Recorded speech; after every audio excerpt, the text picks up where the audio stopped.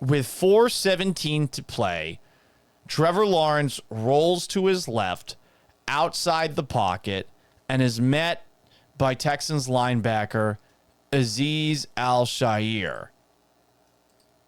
You could see him rolling to the left, gets past the 50, slides, and then Azeez Al-Shaair comes in, puts his forearm to the upper left chest of Trevor Lawrence. Lawrence's head slams back and it hits the turf very hard. Keep watching because number 17 on the Jaguars, Evan Ingram, comes in and takes out Al-Shaair from behind, and then every single Jaguars player goes after him. And I do not blame any of those Jaguars players for going after Al-Shaair like that. I really don't.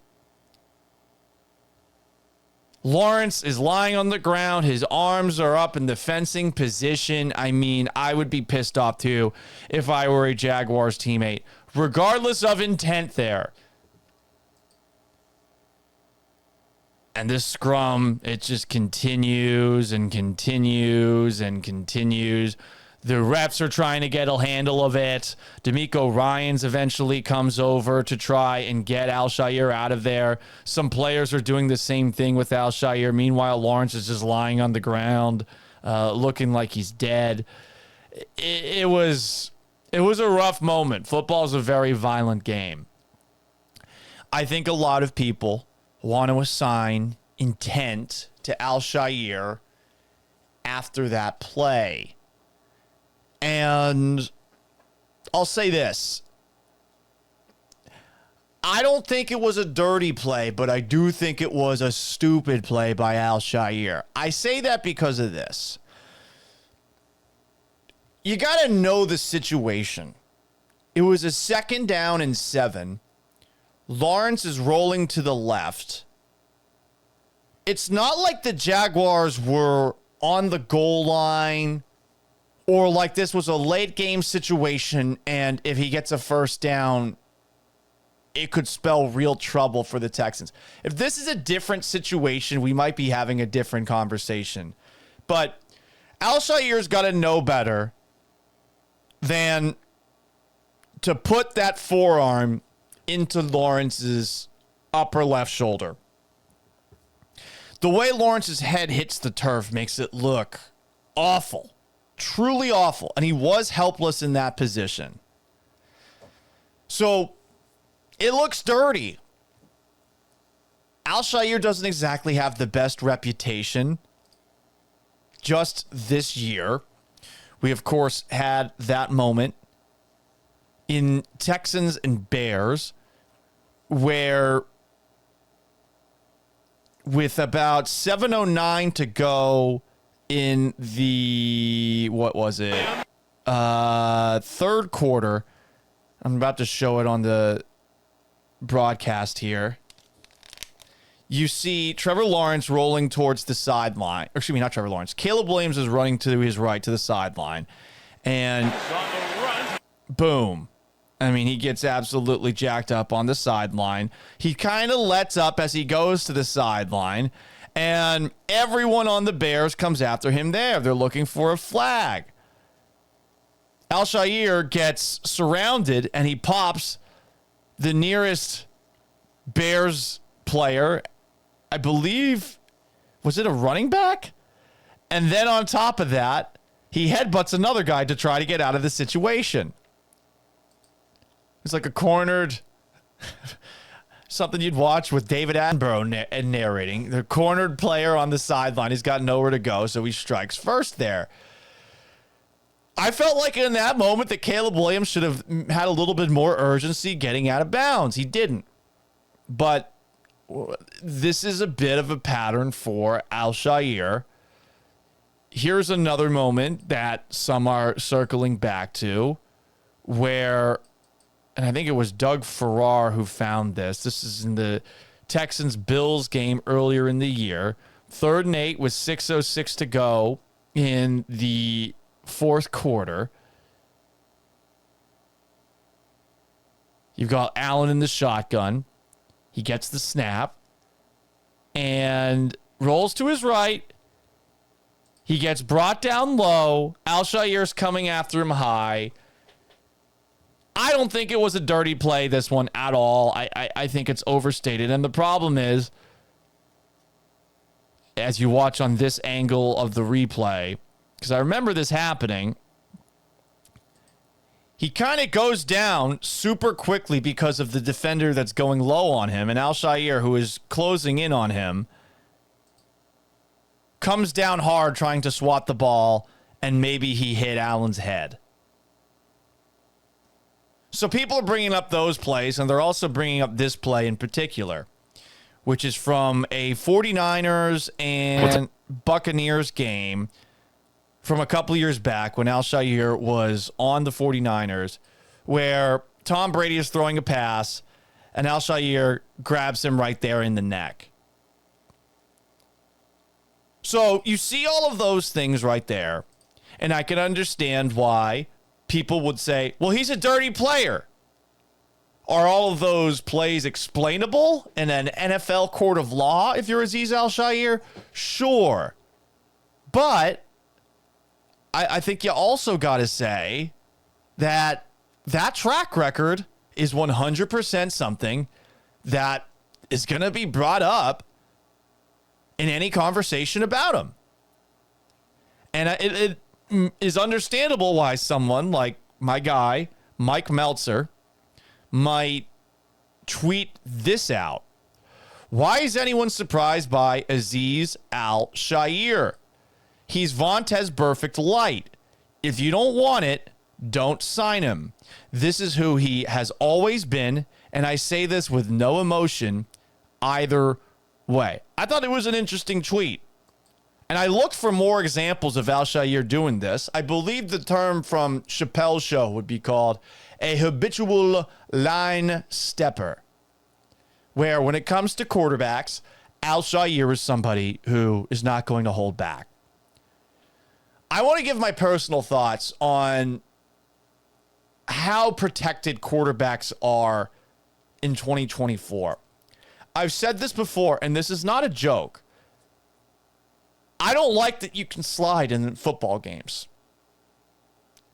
I don't like that a quarterback has the extra protection that he has. And I get that you want to protect the reason that people watch these games now. All of the great quarterbacks in the league. Say Tom Brady gets hit low by Bernard Pollard. He's out for the year. Everyone wants to watch Tom Brady all year, whether they like him or don't like him. You don't want him gone, unavailable because of something like that. But this is a team game. There's 53 guys on a roster. And I've always hated that quarterbacks are more protected than the rest of the players when they're the most compensated players on the field.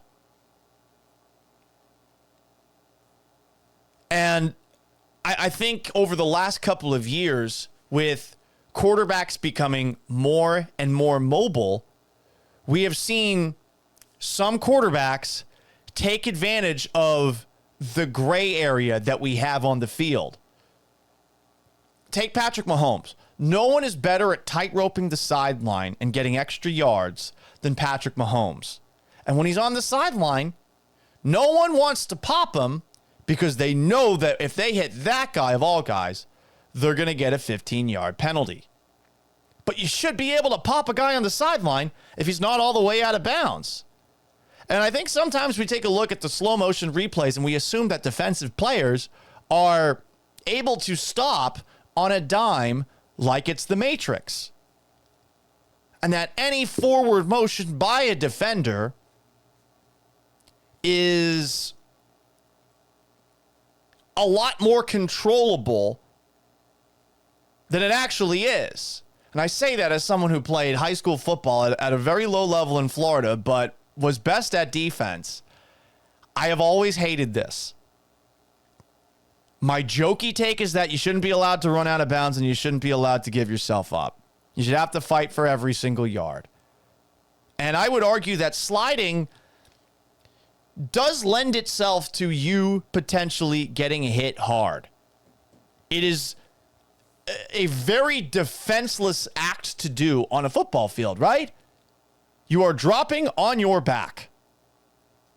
You are essentially allowing any defender who touches you to make any damage that might happen to the back of your head a lot more easy. And I think it stands to reason that some of these quarterbacks who are big guys, we're talking 6'5", 220, 230 pounds, some are smaller, but if these guys are scrambling a lot or running a lot, does it really protect you as best as it can to slide as opposed to putting your shoulder into somebody? And I know a lot of people are going to say, Paul, you're defending Azeez Al-Shaair here. No, not necessarily. I'm just saying the slide itself might be something that doesn't really protect quarterbacks in the way that we want them to. And if a quarterback's going to take off and scramble, should that guy have more rights as a player and more defense as a player than anyone on the field? I say no. That's a personal take. It has nothing to do with Azeez Al-Shaair and Trevor Lawrence and the Texans and the Jaguars. I thought it was bullshit in the Texas versus Texas A&M game where Quinn Ewers gets shoved a little bit from behind after a play, and they called roughing, and they gave Texas a first down on that. I thought that was a bullshit call. I don't like that. I get that they're trying to protect the quarterbacks. I get that the quarterbacks are the reason that everybody watches, but I feel like quarterback slides and quarterbacks running out of bounds lend themselves to quarterbacks being able to get a couple extra yards that honestly they shouldn't be allowed to get. And if you're a defender and you see that happen, I could see why you'd be pissed off, and you might just hate quarterbacks by default because of it.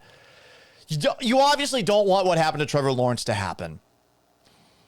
And I can understand why some people are saying it's a dirty hit. I didn't like that the broadcast assigned intent as soon as it happened, though. I don't know that there was intent there. He slid, and he slid late. Al-Shaair is going to pop him because he is a habitual line stepper. And that was not the circumstance to do it. That was going to get penalized. He knocked Lawrence out of the game. And if you really want to make a callous Greg Williams style argument, Lawrence being out of the game is probably the reason that the Texans win here.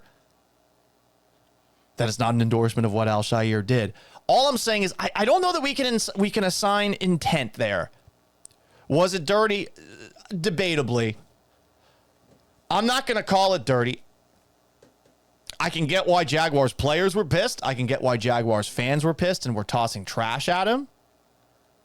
But I really look at that play right there, and I understand the hullabaloo over it because of how bad it looked. I think the image more than anything is really what people are reacting to. And this is one of those things that you could argue is DeMeco Ryans cleaning up the little things with this team. Telling someone like Azeez Al-Shaair, yo, dude, you got to chill in those situations. Al-Shaair's done it a couple of times this year. And he's gotten away with it. I mean, he got away with that punch on Sunday Night Football. And I imagine he will be suspended for this hit because of the prior actions that you can link him to. I think that might happen just because of that. But is this the dirtiest hit that we've ever seen, as some are saying? I don't know, man.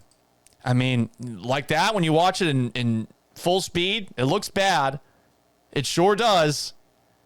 But let's go back and watch it again and talk about it for a moment. I'm going to try to get it in a way where I can watch this frame by frame. So this angle right here is in slow motion. He starts sliding at about, let's say, the Jaguars 47. And Azeez Al-Shaair is about 5-6 yards away. Notice where he's sliding. He's sliding close to the first down marker. Al-Shaair comes in, drops low, and this is the problem right here. I think if he just touches him instead of goes with the forearm, that we're not calling this dirty. I think Lawrence is going to hit his head hard no matter what, just because of the speed with which Al-Shaair is coming in there. But it's such a bang-bang play, literally. Can you really say that it was definitively dirty? unless you want to say, hey, well, this is just who Azeez Al-Shaair is. I don't know that I can go that far. And perhaps I'm walking on the fence here. But I think in the moment, we come up with extreme reactions to plays like this. And as someone who tends to side with defenders more often than I side with offensive players, I just don't think it was intentional. I think it was dumb. I think it is a reflection of the Texans not being as disciplined as they need to be under DeMeco Ryans. But is it dirty?